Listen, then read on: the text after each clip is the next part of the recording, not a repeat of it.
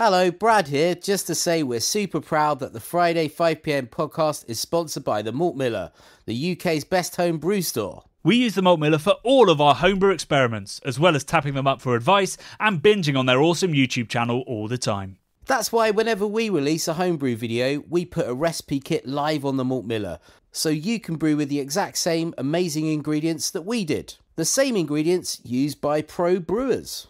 So alongside the Malt Miller's nitro-flushed hops, cold-stored yeast and milled-to-order malts, you can pick up recipe kits for our 5 Points Best Bitter, Russian River West Coast IPA, and now the fastest beer in the world, a hazy session IPA that goes from grain to glass in less than 48 hours. Sign up to their newsletter at tinyurl.com/Malt Miller to get 5% off your first order. With the Malt Miller's amazing customer service and Jonny's 48-hour recipe, you could order the ingredients on a Monday and be drinking the beer by the weekend. Speaking of which, it's Friday. It's 5pm. So enjoy this week's Friday 5pm podcast.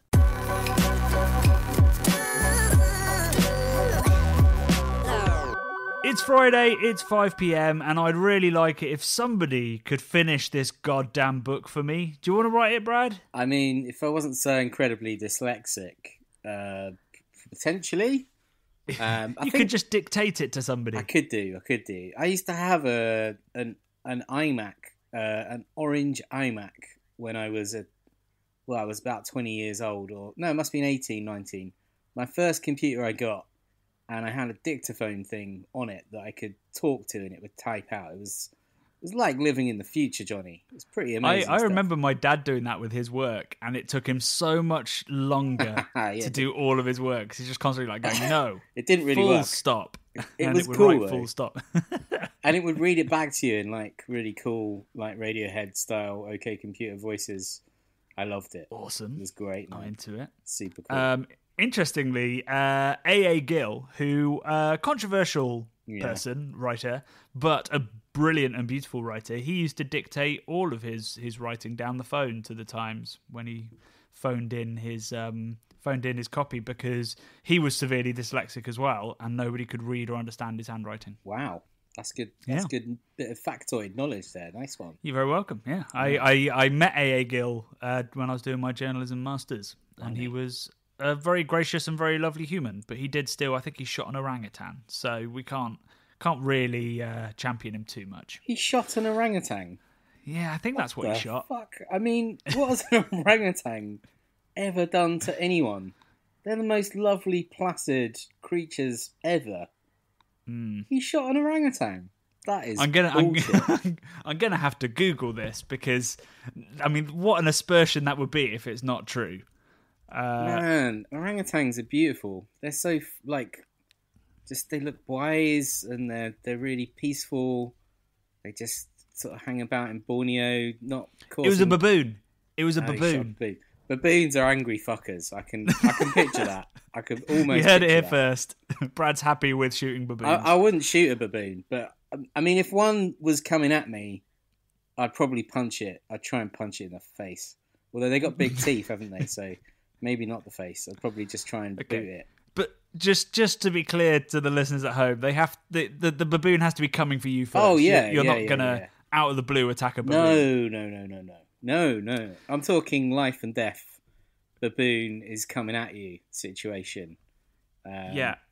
I think, but where do baboons live? They live in the grasslands, don't they? I don't know, Bradley. All I know is that I think every week we try to start a goddamn beer podcast, and this time it's taken us 3 minutes to be murdering a baboon. Oh dear. And indeed resurrecting an orangutan. That's it. I'm very happy that you didn't kill an orangutan anyway. I'm sure the orangutans are as well. It was the book. We were talking about the book. Yeah, we were. So yes, the book is in its dying throes. I've spent all of the last 2 or 3 days editing the December chapter. So talking about Milk Tray, quads, the history of Christmas beer. Wrote a little bit about our homebrew exploration with the mince pie double. Amazing. I'm putting that recipe in the book for people. Oh, great stuff. But yeah, it's a bit discombobulating. I bet. Well, it's not December. When you say Milk Tray, is that your sort of Christmas chocolate that you would get? Is that why you're mentioning Milk Tray? Yeah, well, I mean, confectionery generally. Yes, Talking yes. about chocolate for breakfast and all these delicious things we get to do at Christmas because somebody threw the rules out. I think for Jesus breakfast. did. That's a great name for a beer, isn't it? Chocolate for breakfast. Yeah. Yum. Yeah, we'll remember that one. We won't, but we'll try to remember that one for our homebrew. We'll be doing some pastry stout, I think, later in the year with our homebrew project, which we're so close to announcing. So close. We've been trailing it for so long, but like literally weeks away from the first video, so that's exciting. Have you done anything this week, Brad? Or I don't know when I last spoke to you because it feels like forever. It does feel like forever. We were together recording last week, but in the week that I haven't seen you, I've drank some beer in my local pubs a bit. I've been on bicycle rides. I've been doing a bit of work. My car was broken. I fixed it. Your car's always broken. You're always fixing I just it. got a shitty, cheap car. Surprising or not, Johnny, we don't make a lot of money at this game. So, it'd be lovely if we could roll around in brand new Porsches or something similar. But yeah, I think we'll get there, Brad. There's famously money. Mr. Beast, the biggest YouTuber on the planet, his new editorial policy is literally give away money in as silly a way as possible and film it. Oh, right. Is he one of those dickheads who just films himself helping people that are in dire situations? One of those dickheads helping people. Yeah. No, but when they're like, have this sandwich, mate, to like a homeless person, but then they're right in their face with a fucking camera. I hate that It's stuff. a little bit like that. I mean, he's pretty. Some of what he does is pretty epic and amazing, like really large food drives and stuff. Okay. Other stuff is like he recently did one where he went around YouTube finding people live streaming but with no viewers, and just gave them $50,000. What? We need to get live streaming. I know we've got too big an audience for that. We need to start a new channel. Next live show, guys. If you could all not watch our live shows, then maybe we will get a Porsche. $50,000. That is pretty mental. Okay. Yeah. Wow. I might have but to anyway, watch a video. again, Derailed. completely derailed. Let's make the announcements we need to make before we get into the video. Then. So the first one is you may have heard me this morning all over local radio. I was on several BBCs. Including my hometown of BBC Oxford, and also on Sky News Radio, London Greek Radio, London Greek Radio. Yeah. Obviously, that was the first one we got on the list. Talking about homebrew. So tomorrow, Saturday, is International Homebrew Day. Aye. We didn't realise that early enough to actually do any homebrewing content around it, but Grainfather, the amazing Grainfather, have asked us to do some content with them for their live stream, which is happening on their Facebook page, which there is a link to in the descriptions box of this podcast, and we'll be tweeting it and stuff. But yeah, we'll be joining them on their live stream where they're doing some brewing and taking some questions and probably asking them some questions. And we were basically doing the same this morning with all the different local BBC radios chatting away about how much homebrewing's grown, but also the results of a poll that showed that 43% of people have no idea how to make beer. So they don't really know 43% of the general population. Yeah. Does that mean that 57% of the population are brewers? I would argue or they that think they know. They think they could be a brewer, which is certainly indicative of what most beer geeks think. Right, I got you. So that's some crazy bullshit statistic, isn't it? Because what percentage of the population are actually brewers? Probably like 0.03% or something are actually brewers. Yeah, I mean, I guess what they're saying is that these people basic knowledge of it. Yeah, they understand there's 4 ingredients and that brewing takes some time, whereas the other 42% are like, I don't know what hops or malt. Oh, I didn't know there was yeast in beer.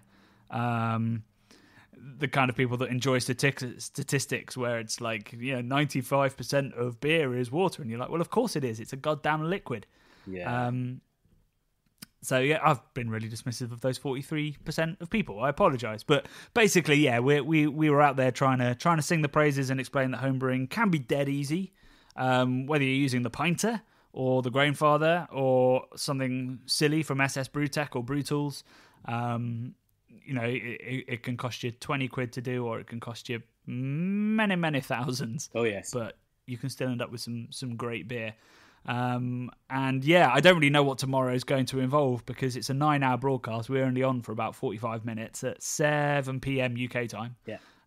So they could throw anything at us, and I assume they'll have been drinking. So it'll be like when we invite people on our live stream, and it's just complete chaos.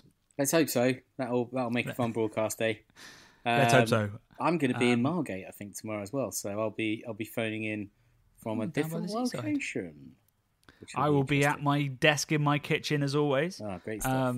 But I will be tucking into our mince pie double, which I'm very excited to try after, what will it be, 5 months in bottle, see if it's gained some more of the depth and the complexity that it was lacking and lost a little bit of the bitterness that was a bit distracting. So we'll see. Nice. Talking of Pinter, before we move on, I am now a member of the Facebook group Knights of the Pinter.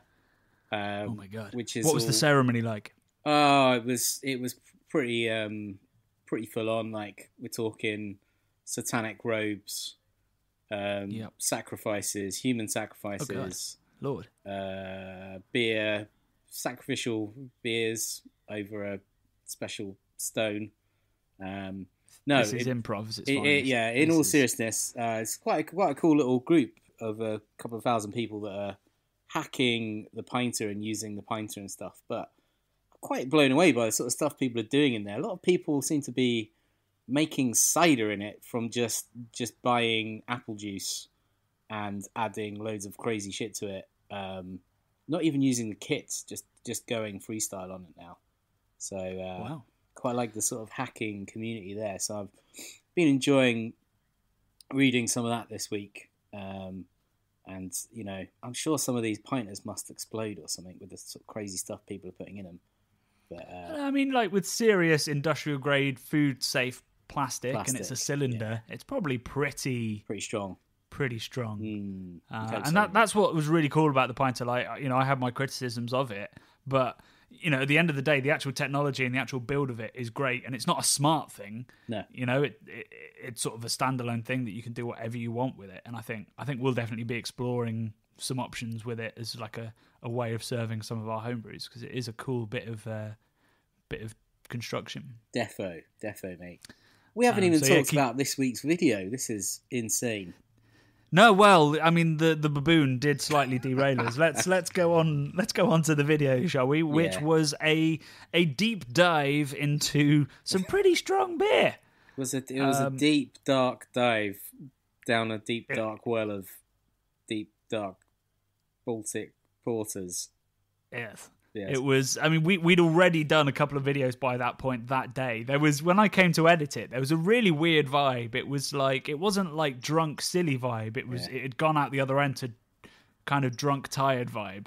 Yeah. And I had to do quite a lot to the edit to inject a bit of animation back in there, because we were not relishing the idea of 10% beer, but actually the beers were so crushable. Yeah, super crushable. That's the thing, isn't it? We've now, as of last week, coined the phrase "the risky boy," and that these are atypical risky boys. If ever I've tried a beer, these are absolutely beautiful, dangerous, way strong, but so crushable.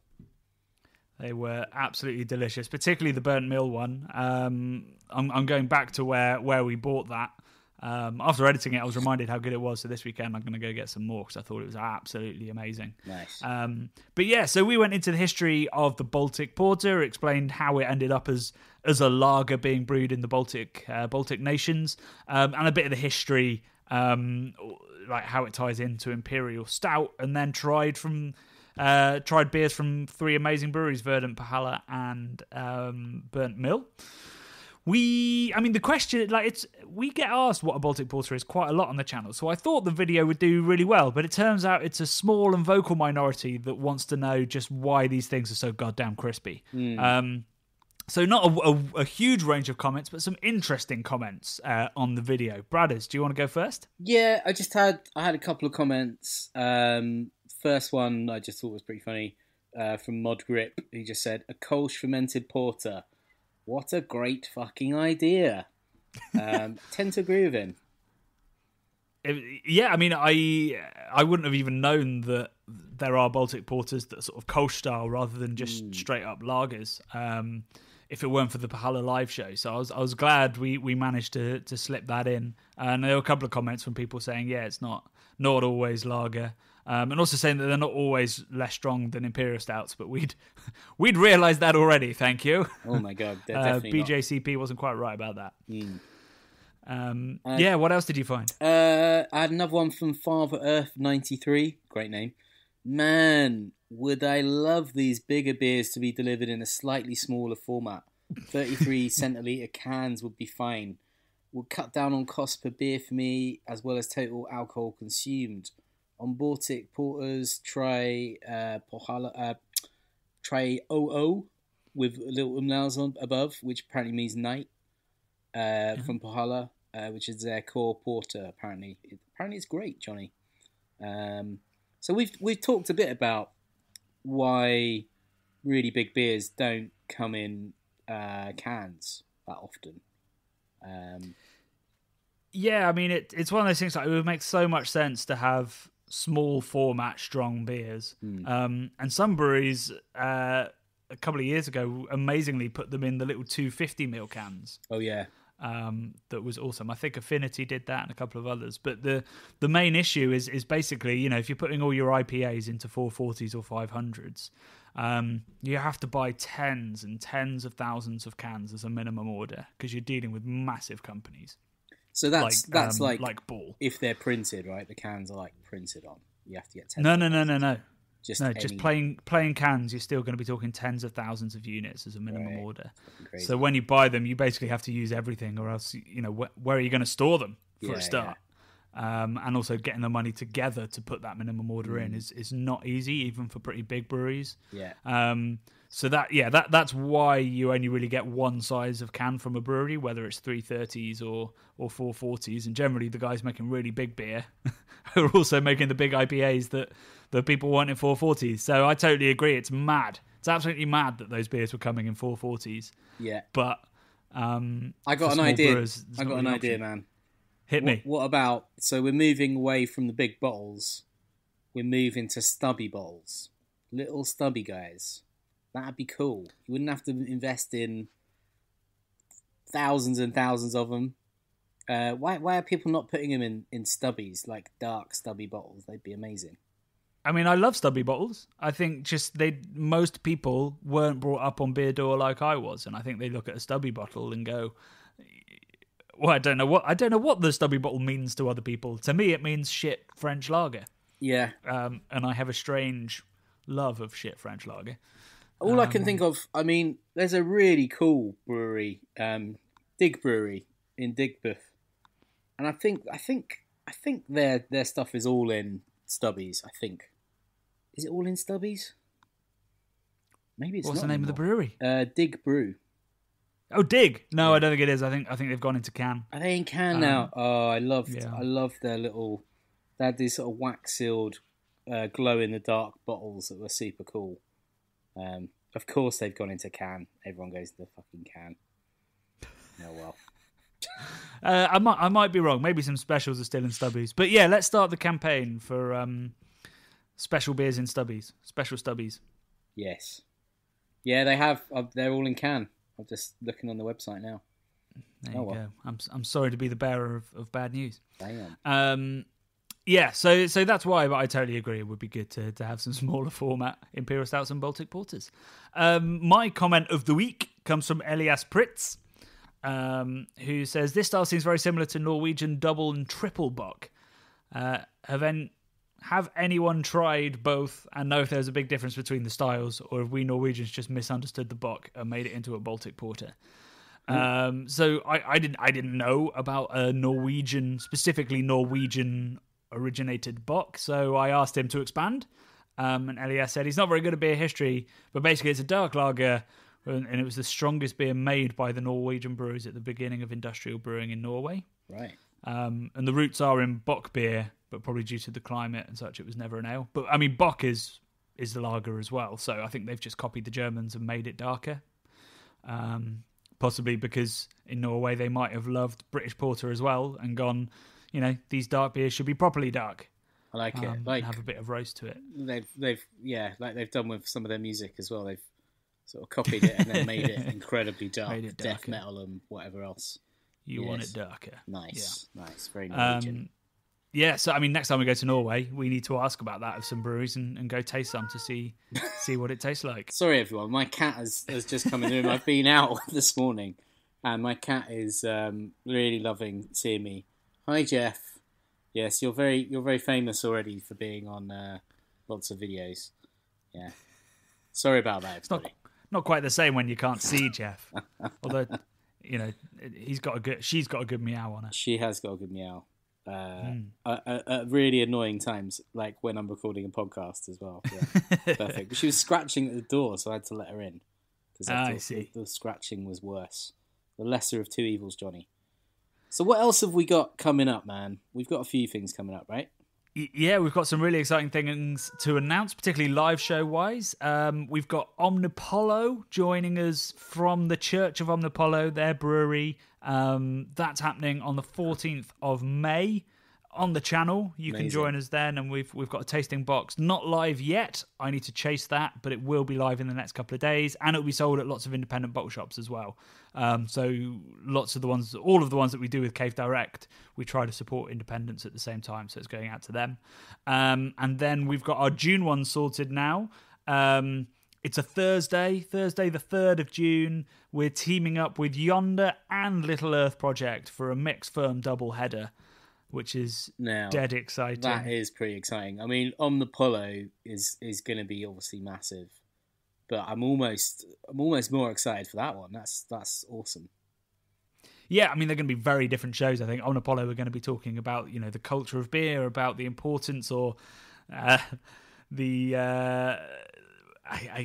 guess the lack of seriousness around sort of pastry brewing, lots about the artwork. So I'm expecting you and Henok to have a wild time talking about that. Oh, yeah. But then, Yonder, it's going to be all about the beer, all about the processes, all about the foraged ingredients. And the brewery tours that we're going to do with them should be really interesting as well, particularly Little Earth, because it's such a beautiful and unique setup. And if you haven't seen it, I'll put videos with both of those breweries that we've done before in the links of this podcast as well, so that you can bone up before the live show begins. Fantastic. It's going to be a really, really good one, and we'll announce when that live show box is available to buy. That's it for this week. I've been doing a lot of talking today, and we're doing a lot of talking tomorrow. So I'm glad this was... I was about to say a reined-in podcast, but of course the first 5 minutes were unchained. Hey, we've had monkey murder, Greek radio stations, Norwegian death metal, cat streakers, all kinds of stuff covered in this one, mate. It's another bumper. That's what you pay for when you join our Patreon. Exactly. Exactly. Cool. Well, we've got a great upload. I'm not going to spoil the surprise, but it's an exciting episode coming next week. Totally different to what we've been doing. So watch out for that coming on Wednesday at 4 p.m. And otherwise, please do join us tomorrow at 7 p.m. on the Facebook of Grainfather for some homebrewing chat. Love and beer.